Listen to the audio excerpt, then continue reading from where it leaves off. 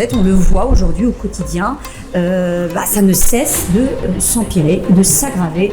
On gagne des degrés, il est de plus en plus chaud, les dérèglements climatiques, tout cela fait que le marketing doit comprendre que son rôle dépasse celui d'apporter uniquement de la valeur à un client sans pour autant réfléchir à tout l'impact que cela pourrait avoir sur l'environnement et la société. Nour Bouaklin, bienvenue, comment ça va? Très bien, Emile. Alors, bienvenue sur les podcasts du TMC Summit. Alors, tu nous as parlé durant la conférence du marketing durable. C'est quoi? Le marketing durable, comme son nom l'indique, c'est un marketing qui s'intéresse à la durabilité. C'est un marketing qui passe d'une création de valeur aussi bien pour le client et l'entreprise à une création de valeur pour toutes les parties prenantes. Et donc, dans les parties prenantes, on a également l'environnement, l'entreprise, la société civile, et également le rôle de l'entreprise pour créer un monde meilleur. D'accord, alors si je comprends bien, vous invitez les marques qu'elles deviennent beaucoup plus responsables, qu'elles créent des stratégies qui vont durer dans le temps et qu'elles pensent aussi à notre environnement et à la Terre de façon globale. Alors, dans certains pays, la RSE, la responsabilité sociale des entreprises, est obligatoire. Dans d'autres pays, ce n'est pas encore le cas. Et ça ne peut que venir de toute façon et devenir obligatoire. Pourquoi? Parce qu'on le voit. Pour nous au Maroc, c'est pas encore obligatoire, mais c'est en cours. C'est ça. Pourquoi? Et heureusement d'ailleurs, félicitations, parce qu'en fait, on le voit aujourd'hui au quotidien, ça ne cesse de s'empirer, de s'aggraver. On gagne des degrés, il est de plus en plus chaud, les dérèglements climatiques, tout cela fait que le marketing doit comprendre que son rôle dépasse celui d'apporter uniquement de la valeur à un client sans pour autant réfléchir à tout l'impact que cela pourrait avoir sur l'environnement et la société. Je donne un titre d'exemple. Avant les exemples, oui. Désolé de t'interrompre, on pouvait parler du consommateur. Il est en est où dans l'équation? Entre stratégie, durabilité, responsable, il en est où? Est-ce qu'il est intéressé par ces termes-là ou pas? Alors dans certains pays, oui. Mais après, va-t-il être prêt à payer un tout petit peu plus parce que le produit est un produit respectueux de l'environnement, basé sur le commerce équitable? Ça, c'est une autre paire de manches. Mais de toute façon, nous y allons. Nous y allons. Et plus vite on va intégrer cette durabilité dans le marketing, mieux on se porte. Parce que c'est vraiment difficile, c'est tout un process avec beaucoup d'intervenants, par exemple la logistique. C'est-à-dire que le marketing pourrait se dire, le transport, ce n'est pas moi, c'est l'affaire du département de logistique.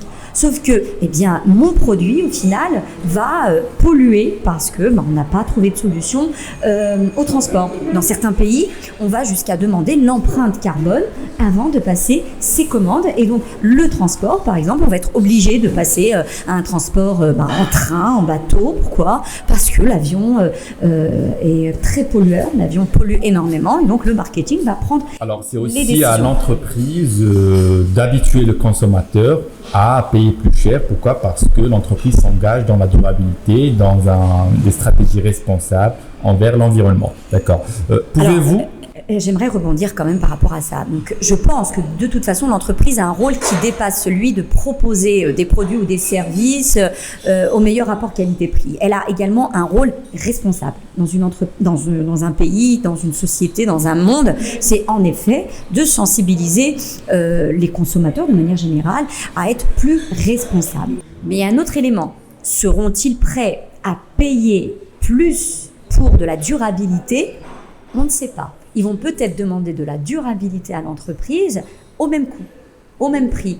Et donc, au départ et par la suite, quand ils vont comprendre. Ou dire non, je vois pas l'intérêt parce que ils ont une certaine culture aujourd'hui et ils disent de toute façon vous faites des économies puisque vous faites attention à l'électricité, vous faites attention à l'eau, vous veillez à beaucoup de choses. Donc logiquement vous avez quand même fait des économies.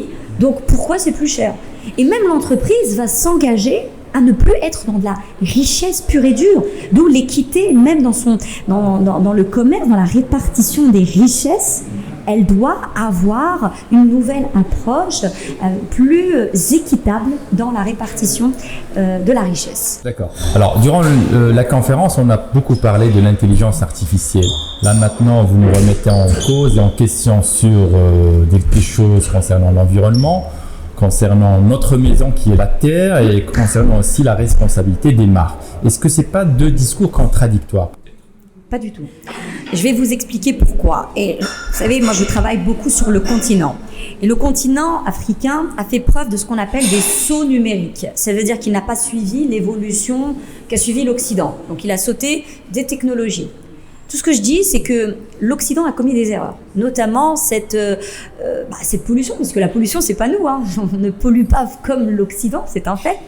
Pourquoi sommes-nous obligés de passer par une étape qui s'appelle on pollue, et après se rendre compte que ce n'est pas bon et revenir en arrière?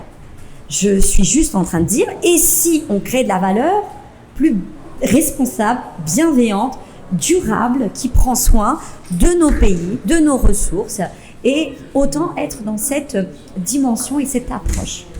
D'accord. Alors pour finir, Oui. tout à l'heure, vous voulez nous donner quelques exemples peut-être par rapport à ces stratégies de marketing durable? Alors, je voulais également rebondir, ce n'est pas contraire à l'évolution. Voire la technologie pourrait me permettre parfois de faire des économies, même si la technologie, elle pollue, la technologie, on sait, elle réchauffe.